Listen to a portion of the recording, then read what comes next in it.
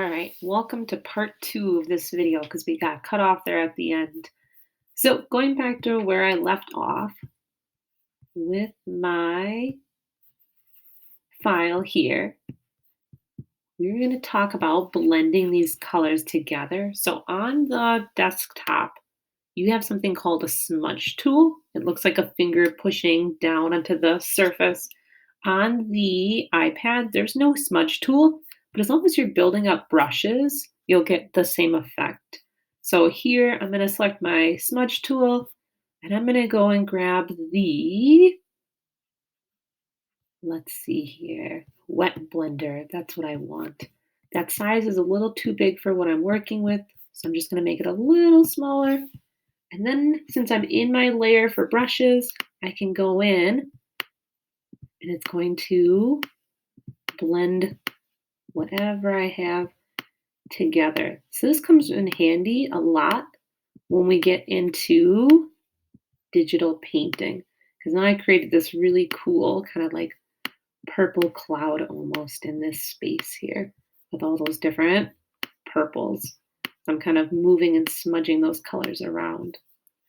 So after playing around with some brushes, seeing how those work, I broke my file into two parts here. So I just drew that scribbly line.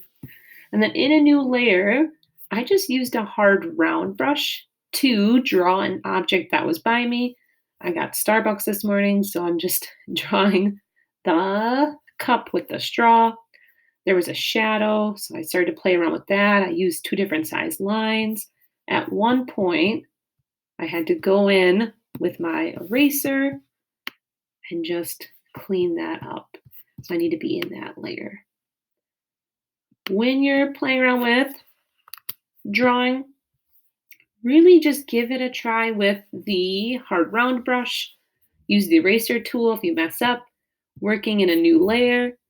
And then you can start to, in another layer.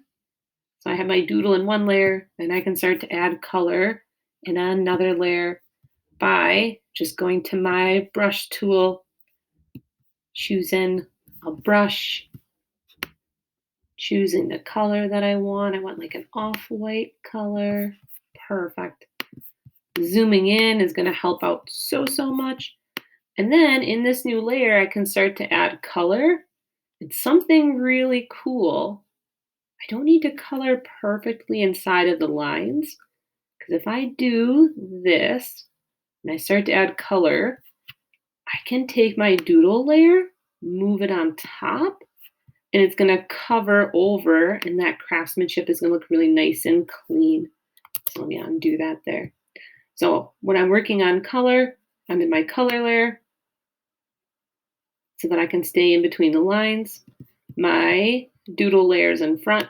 If I move it underneath, we're going to just see some really weird craftsmanship.